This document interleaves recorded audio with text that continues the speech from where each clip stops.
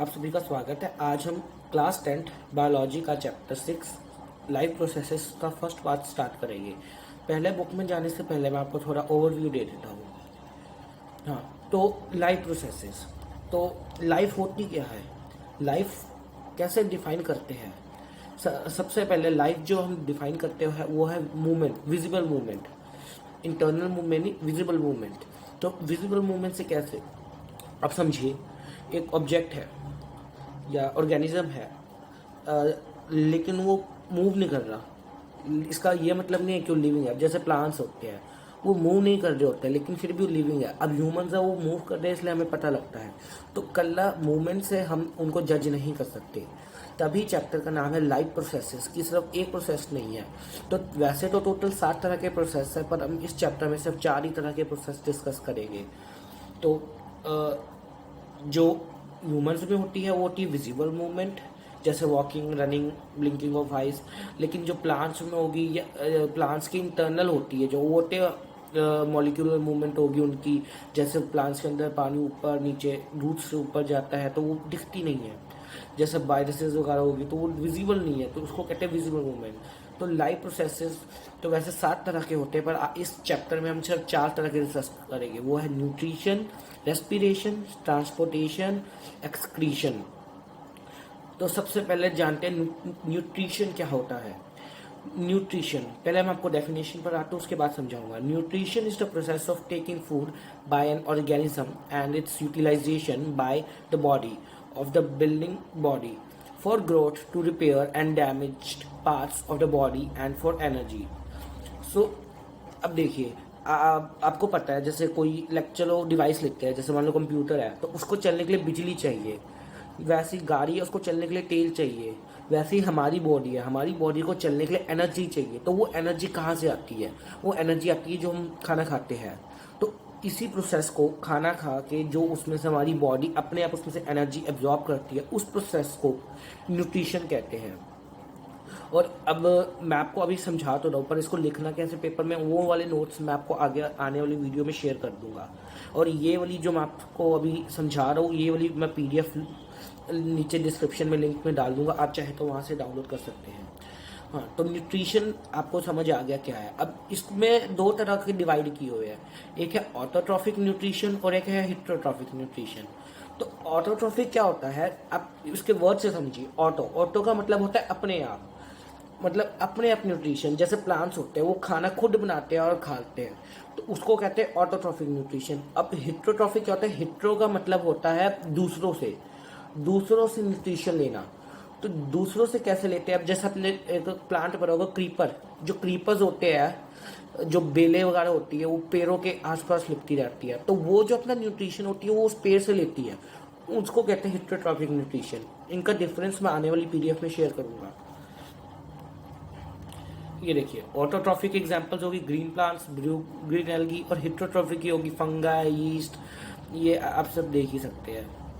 तो अब ज़्यादा डीप में जाने से पहले हम चैप्टर थोड़ा रीड कर लेते हैं, क्योंकि पेपर जो आना है वो बुक से ही आना है। तो हम थोड़ा बुक का फर्स्ट पेज रीड करते हैं। आइए पढ़ते हैं हम चैप्टर 6 प्रोसेसेस बुक से, टेक्स्ट बुक से, क्योंकि मैंने आपको पहले भी बताया था जो पेपर है वो टेक्स्ट बुक से ही आना है।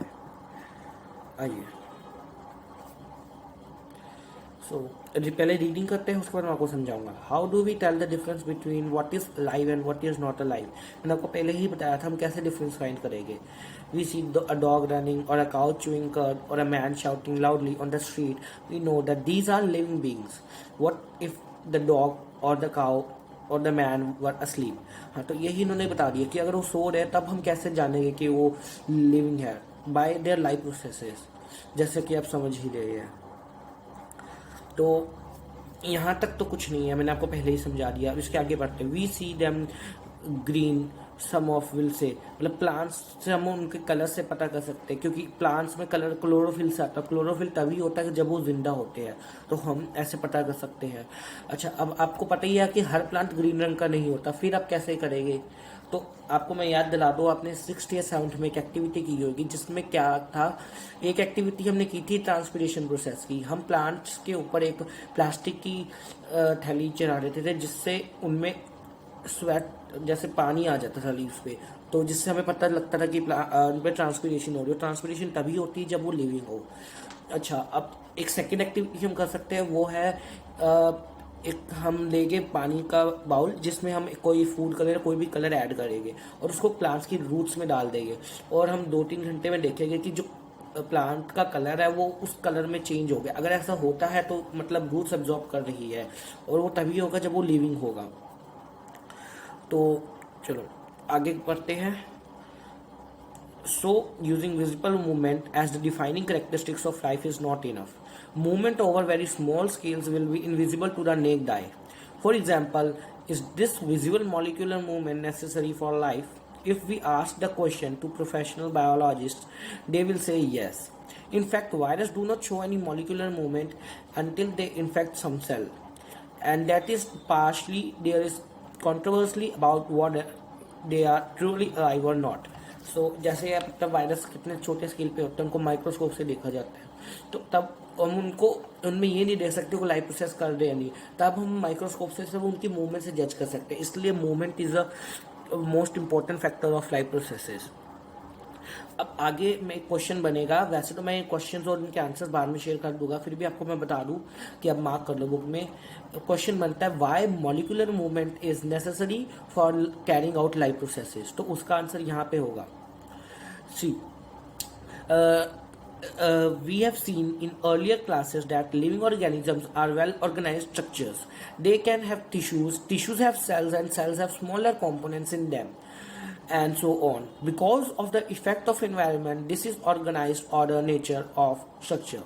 वैसे तो ये बहुत डिफिकल्ट आंसर है, लेकिन मैं आपको इजी आंसर आगे आने वाली पीडीएफ में ज़रूर शेयर करूंगा, या मैं एक डिस्क्रिप्शन में लिंक दे दूंगा जिसमें मैं क्वेश्चन और आंसर इस पेज के वो अटैच कर दूंगा।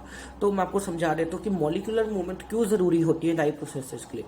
अब आपको पता है कि हमारी बॉडी के अंदर कितने सारे रिएक्शंस हो रहे हैं, तो रिएक्शंस कैसे हो रहे हैं, मॉलिक्यूल्स आपस में कंबाइन हो रहे हैं। हम ऑक्सीजन लेते हैं, ऑक्सीजन अंदर जाके हीमोग्लोबिन बनाता है, और उसमें से कार्बन पार्टिकल्स ऑक्सीजन के साथ कंबाइन होकर कार्बन डाइऑक्साइड बनाते हैं जो रिलीज होती है। तो ये सारी क्या है, ये सारी केमिकल रिएक्शंस है। और रिएक्शंस कैसे होती है, मॉलिक्यूल्स अटैच होते हैं। आपको समझ आ रही है ना, वैसे ही अंदर जो रिएक्शंस होती है उसी को मॉलिक्यूलर मूवमेंट्स कहते हैं। इसलिए मॉलिक्यूलर मूवमेंट लिविंग बीइंग के लिए ज़रूरी है। तो मैंने आपको समझा दिया है, और क्वेश्चन आंसर्स मैं आपसे ज़रूर शेयर करूंगा। मैं एक भी क्वेश्चन उसमें मिस नहीं करूंगा, तो आप कल उसको पढ़ के जाओगे तब भी आपके फुल मार्क्स आ जाएंगे। नाउ अब मिचो चैप्टर का सबसे मेन क्वेश्चन है व्हाट आर लाइफ प्रोसेसेस। तो मैंने आपको पहले ही बताया था कि टोटल वैसे 7 तरह के होते हैं, पर इस चैप्टर में हम 4 ही तरह के पढ़ेंगे, nutrition, transportation, excretion and respiration. तो आइए पढ़ते हैं। लेकिन बात इन्होंने क्वेश्चन पूछा है व्हाट आर लाइफ प्रोसेसेस, तो इसका आंसर यही यहाँ से होगा, यहाँ से मार्क कीजिए। The maintenance functions of living organisms must go on even they are not doing anything particular, even when we are just sitting। मतलब सबके लिए मेंटेनेंस ऑफ द बॉडी ज़रूरी है, लेकिन अगर हम बैठे भी हैं तो तब भी हमारे अंदर जो मूवमेंट हो रही है उसको हम डिफाइन करते हो। Class even we are just sleep the maintenance job has to go on the process which together form. ये लाइन ज़रूर ध्यान इसको अंडरलाइन करके आइएगा। The process which together perform this maintenance job are life processes. समझिए कि जो भी प्रोसेस हो रहे टुगेदर हो रहे हैं हमारी बॉडी में, कल एक प्रोसेस एक टाइम पे नहीं हो रहा, बहुत सारे प्रोसेस एक टाइम पे हो रहे हैं, तो इनका जो सिस्टमैटिक साइमल्टेनियस मूवमेंट है उसको हम लाइफ प्रोसेसेस कहते हैं। तो यहाँ तक क्लियर हुआ आपको? अगर कोई भी डाउट हो तो आप कमेंट्स में बताइएगा, मैं ज़रूर उसको एक दिन के अंदर उसका आंसर देने की पूरी कोशिश करूँगा। चलो नेक्स्ट करते हैं। Since these maintenance processes are needed to prevent damage and breakdown, energy is needed for them. This energy comes from outside the body of individual organisms। हाँ, तो यहाँ पे अब न्यूट्रिशन की ही बात हो रही है कि मैंने आपको बताया था कि एक बॉडी को एनर्जी चाहिए, एनर्जी कहाँ से आएगी, बाहर से आएगी। बाहर से किस फॉर्म में आएगी, फूड की फॉर्म में आएगी। तो यहाँ से रीड करिए। So there must be a process to transfer a source of energy from outside the body by organisms which we call food, जैसा बताया मैंने, to the inside, a process commonly called nutrition. इसकी definition मैं आपसे share करूंगा नीचे। If the body size of organisms is to grow, additional raw material will also be needed from outside. Since life अब यहाँ पे ये लाइन मैं आपको समझा देता हूँ कि raw material will be also needed from outside. अब जैसे पता है कि प्लांट्स होते हैं वो खुद तो खाना अपने बना के खाते ही है, लेकिन हमें भी प्रोवाइड करते हैं। तो कहाँ से करते हैं? वो वहाँ से पहले सोर्स लेते हैं। सोर्स क्या हो गया? वाटर हो गया रूट से, ऑक्सीजन हो गया एयर एटमॉस्फेयर से, और सबसे इंपॉर्टेंट एनर्जी वो जो उसको कुक करने के लिए यूज़ करते हैं वो आती है सनलाइट से। तो यही उन्होंने बताया कि वो जो खुद खा लेते हैं और जो बचा हुआ है उसको फ्रूट की फॉर्म में वो हमें प्रोवाइड करते हैं। तो आगे पढ़ते हैं। Since life on earth depends on carbon based molecules, most of these food sources are also carbon based depending on the complexity of these carbon sources. Different organisms can use different kinds of nutritional processes. तो ये आप higher classes में पढ़ोगे कि जो हर organisms का nutrition process एक नहीं होता है। ह्यूमंस कैसे खाते हैं? ह्यूमंस हाथों से खाते हैं, मुंह में लेते हैं। पर जो मॉलिक्यूलर जो सेल्स होते हैं, जैसे एक यूनिसेलुलर ऑर्गेनिज्म ले ले, जैसे अमीबा। अमीबा ऐसे नहीं खाता। अमीबा जो अपना जैसे पानी में पाया जाता है, तो पानी से जो होता है बैक्टीरिया वगैरह उनको अपने टेंटिकल से कैच करता है, फिर उसको अनगल्फ करता है। तो सबके अलग अलग प्रोसेसेस है। तो ये हम ज़्यादा डिटेल में नहीं जाएंगे अभी। तो आगे हम करते हैं। The outside sources of energy could be quite varied. मतलब हर का जैसे मैं कुछ और खाता तुम कुछ और खाते, तो वो वेरिएशन आती है। Since the environment is not under the control of individual organisms, तो जो उसके आसपास का एनवायरनमेंट है वो उसके कंट्रोल में नहीं है। तो उस जो ऑर्गेनिज्म है उसको अपने एनवायरनमेंट के अकॉर्डिंग अडेप्ट करना ही पड़ेगा। These sources of energy therefore need to be broken down or built up in the body. तो आपको पता है हमारी बॉडी अंदर से कितनी कॉम्प्लेक्स और कितने फंक्शंस परफॉर्म करती है। अब बाहर का इन्वायरमेंट तो हमारे हिसाब से चेंज हो नहीं सकता। अब जैसे मानो हम एक एप्पल खाते हैं, तो ये तो नहीं कि हम एप्पल खाया बस हो गया। हमारे अंदर एप्पल जाके डाइजेस्ट होता है, उसे एनर्जी होती है, उसका वेस्ट अलग होता है, उसके अंदर कुछ बैक्टीरिया होता है तो वो किल होते हैं। तो इतने सारे प्रोसेस होते हैं। तो आप समझ ही गए होंगे। आगे करते हैं। These sources of energy therefore need to be broken down or built up in the body and must be finally converted into uniform source of energy that can be used for various molecular movements. तो यहीं पे बात आ गई। अब आपको यहाँ से link करो। मॉलिक्यूलर मूवमेंट ज़रूरी होती है, लेकिन मॉलिक्यूल्स को भी मूव होने के लिए कुछ चाहिए। वो क्या है? एनर्जी। आपको अपने फिजिक्स में एक लॉ पढ़ा होगा कि कोई भी चीज़ की मूवमेंट को, न्यूटन का फर्स्ट लॉ याद कीजिए कि कोई भी चीज़ की जो मूवमेंट है वो अपने आप नहीं हो सकती। First law, any object staying at rest will remain to stay at rest until and unless an external force is applied. तो फोर्स कहाँ से आएगी? वो एनर्जी से आएगी। तो मॉलिक्यूल्स को मूव होने के लिए भी एनर्जी चाहिए जो हम फूड से मिलती है। तो आगे बढ़ते हैं। Molecular movement needed for maintaining life structure as well as to the kind of molecules the body needs to grow. For this, a series of chemical reactions in the body are necessary. Oxidizing, reducing reaction are some of the most common chemical means to break down molecules. तो यहीं पे बात आ गई कि जो आप food तो देंगे, आप उसके अंदर जो मॉलिक्यूल्स उनको ब्रेक डाउन कैसे करेंगे? तो ये कुछ प्रोसेस होते हैं ऑक्सीडाइजिंग, रिड्यूसिंग रिएक्शंस। ये आप हायर क्लास में पढ़ोगे क्या होता है। अभी आप बस इस नाम लर्न कर लीजिए कि वो पेपर में क्वेश्चन आ सकता है। Which reaction is responsible for converting complex food material into simpler molecular form. तो ये है ऑक्सीडाइजिंग रिड्यूसिंग रिएक्शंस। इसको आप अंडरलाइन कर लीजिए अपनी बुक में। Next, fourth is many organisms use oxygen sourced from outside. अब आपको पता ही होगा जो मोस्टली ऑर्गेनिजम्स होते हैं वो ऑक्सीजन उनके लिए रिक्वायर्ड होती है। वो ऑक्सीजन इसलिए रिक्वायर्ड होती है कि इसी मॉलिक्यूलर मूवमेंट्स में जब फूड आता है उसको ब्रेक डाउन करने के लिए। कई ऐसे ऑर्गेनिजम्स भी है जो बिना ऑक्सीजन के भी जी सकते हैं, लेकिन अभी हमसे जो उन्हीं ऑर्गेनिजम्स की बात करेंगे जो ऑक्सीजन से जीते हैं। Next, the process of acquiring oxygen from outside the body and use it in the process of breakdown of food source for cellular needs is what we call respiration. अब यहाँ पे हमारा थर्ड आ गया respiration. Respiration जब हमको पहले समझाते तो क्या होता है। आपने छोटी क्लास में पढ़ा होगा respiration is just a breathing, but respiration is not just breathing. Respiration includes many process. उसके अंदर एक से ज़्यादा प्रोसेस होते हैं। ये तो सही है कि रेस्पिरेशन ब्रीड है। ब्रीड का क्या मतलब होता है? हमने ऑक्सीजन जो एयर है उसको अनगल्फ कर लिया, पर उसके बाद रेस्पिरेशन में और भी प्रोसेस होती है। उसमें क्या होता है, जो एयर है उसमें से ऑक्सीजन अलग होती है, वो हमारी बॉडी कंज्यूम करती है।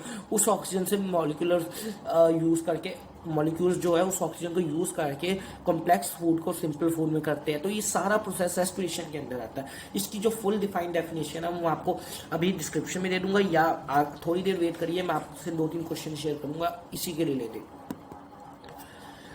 सेकंड, चलो नेक्स्ट पैराग्राफ करते हैं। In the case of single cell, हाँ तो यहाँ पे एक बहुत इंपॉर्टेंट क्वेश्चन बनता है, पहले मैं आपको समझा देता हूँ फिर हम रीड करेंगे। तो यहाँ पे इंपॉर्टेंट को आपने डिफ्यूजन पढ़ा होगा, अगर नहीं पढ़ा तो मैं आपको बता देता हूँ। डिफ्यूजन क्या क्या होता है कि आप जैसे देखिए, तो आइए डिफ्यूजन को हम इस इमेज की मदद से समझते हैं। तो डिफ्यूजन क्या होता है, अगर ये नेचर का एक फिनोमेना है, अगर एक बीच में कोई पार्टीशन है और उसके एक साइड में लिक्विड जो फ्लूइड्स होते हैं, फ्लूइड्स में लिक्विड या गैसेज आते हैं, वो या लिक्विड या कोई गैस ज़्यादा मात्रा में है और एक उसके दूसरी तरफ कम मात्रा में है, तो ऑटोमेटिकली जो ज़्यादा मात्रा में है वो थोड़ा थोड़ा करके फ्लो करना शुरू करेगी, और जब दोनों साइड इक्वल हो जाएगी तब वो फ्लो करना बंद कर देगी। अगर यहाँ पे थोड़ा ज़्यादा हो गया तो फिर वो दोबारा फ्लो कर जाता है। ऐसे फ्लो करके जब दोनों साइड इक्वल होते हैं तब फ्लो रुकता है। तो इस प्रोसेस को डिफ्यूजन कहते हैं। आइए फिर से टेक्स्ट बुक में चलते हैं और समझ। तो आइए अब यहाँ से पढ़ते हैं। In the case of single-celled organisms, no specific organ for taking in food. तो आप खुद सोचिए, जो ऑर्गन है वो किससे बनते हैं? ऑर्गन टिश्यूज से बनते हैं। टिश्यूज किससे बनते हैं? सेल। अब जब सेल ही एक है तो टिश्यू कैसे बनेगा? टिश्यू नहीं बनेगा तो ऑर्गन कैसे बनेगा? तो एक सेल में ऑर्गन्स नहीं होते हैं, तो एक सेल में वो हमारे तरह प्रोसेस नहीं करता, फिर उसमें डिफ्यूजन का प्रोसेस होता है, जैसा कि मैंने अभी आपको पहले समझाया। पर अब हमारे जैसे मल्टी सेलुलर जो ऑर्गेनिजम्स है, इनमें है ऑर्गन्स, तो हम कैसे काम करते हैं आइए पढ़ते हैं। ये exchange of gases or removal of waste may be needed because the entire surface of organism is in contact with the environment. Single cell का जो वॉल्यूम होता है बहुत कम होता है और उसका जो इंटायर बॉडी है वो इन्वायरमेंट के कॉन्टैक्ट में है, तो उसमें डिफ्यूजन इजिली टेक प्लेस कर सकता है। But what happen when the body size of organism increases and the body design becomes more complex. अब आप खुद देखिए, जब सेल ज्यादा हो गए तो टिश्यूज बनेंगे, टिश्यूज ज्यादा हो गए तो ऑर्गन बनेंगे, और अब जब इतना कुछ बन रहा है तो सिस्टम वो थोड़ा कॉम्प्लेक्स हो जाएगा। तो इन multicellular organisms all the cells में not be in direct contact with the surrounding. अब आपको पता है हमारी बॉडी में सिर्फ जो हमारी स्किन सेल्स है वो एनवायरमेंट एटमॉस्फेयर के कॉन्टैक्ट में है, पर जो अंदर ऑर्गन्स बने हुए हैं वो सब इन्वायरमेंट के कांटेक्ट में नहीं है, और जो डिफ्यूजन है वो इन्वायरमेंट में ही टेक प्लेस होनी है, क्योंकि अंदर तो हमें तो चाहिए ना, तो जो हमें नीड है वो बाहर से ही मिलेगी, इसलिए हर सेल में डिफ्यूजन नहीं हो सकती है। तो हम इसीलिए इस डिफ्यूजन ना होने के कारण हम लाइव प्रोसेसेस फॉलो करते हैं, जैसे कि मैंने आपको पहले समझाया था कि लाइव प्रोसेसेस क्या होते हैं। So thus the simple diffusion will not meet the requirements of all the cells. अब मैं आपको यहाँ पे एक फैक्ट बताता हूँ। अगर ये हाइपोथेटिकल फैक्ट है, अगर हमारे बॉडी में डिफ्यूजन हो तो डिफ्यूजन इतना स्लो प्रोसेस है कि कल हमारे जो फुट है उसमें से ब्लड को हेड तक कैरी करने में अराउंड 3 years लगेंगे। तो आइए अब आगे बढ़ते हैं। We have seen previously how in multicellular organisms various body parts have specialized in functions they perform. इस लाइन का मतलब है कि हमारे अंदर जितने भी ऑर्गन हैं उनका एक स्पेसिफिक फंक्शन है। अब आप मेरे को बात बताइए, जो लंग्स है वो एयर को प्यूरिफाई करती है। अब लंग्स हर्ट ब्लड को तो पंप नहीं करती, ब्लड को हर्ट पंप करता है, वैसे किडनी वाटर प्यूरिफाई। तो हर ऑर्गन का एक अलग सिस्टम है, कोई एक ऑर्गन दूसरे ऑर्गन का काम नहीं कर सकता। तो आगे बढ़ते हैं। We are familiar with the idea of the specialised tissues and with their organisation in the body. अब इस लाइन का मतलब है कि जो हमारे अंदर जितने भी ऑर्गन्स हैं वो साइमल्टेनियसली इकट्ठे काम कर रहे हैं। अब ये तो नहीं कि अभी इस सेकेंड हार्ट ब्लड को पंप करेगा, फिर थोड़ी देर बाद लंग्स एयर को प्यूरिफाई करेगी, नहीं, सब कुछ इकट्ठे हो रहा है। इसी टाइम पे हार्ट ब्लड को पंप भी कर रहा है और इसी टाइम पे हमारी लंग्स एयर को प्यूरिफाई भी कर रही है। तो हर ऑर्गन अपना खुद का काम इकट्ठे कर रहे हैं, ऐसा नहीं है बारी बारी से। तो इस साइमल्टेनियस मूवमेंट और मल्टीसेलुलर ऑर्गेनिजम्स में होती है। आगे बढ़ते हैं। It is therefore not surprising that the uptake of food and oxygen will also be function of specialized tissue. However, this poses a problem since the food and oxygen are now taken up at one place in the body from an organism while all the parts of the body need them. अब यहाँ पे जो नवा question बनेगा वो बनेगा कि what is transportation. आपको मैं बताता हूँ जो ट्रांसपोर्टेशन प्रोसेस होता है. अब देखिए, अब हम एक जगह से दूसरी जगह जाना है. सपोज हमने दिल्ली से मुंबई जाना है तो हम अलग अलग वेज चुनेंगे. तो वैसे ही हमारी बॉडी में हर पार्ट को कुछ ना कुछ चाहिए. तो मतलब एनर्जी चाहिए. तो उस ब्लड या जो भी फूड वगैरह उसको ट्रांसपोर्ट होने के लिए हमारे अंदर वेन्स या मतलब एक सिस्टम बना हुआ है हमारे अंदर सेल से. तो उस सिस्टम जो ये प्रोसेस है इसको कहते हैं ट्रांसपोर्टेशन. इसकी डेफिनेशन मैं आपको आने वाले क्वेश्चंस में दूंगा जरूर. While all the situation creates a need for a transportation system और carrying food and oxygen from one place to another in the body.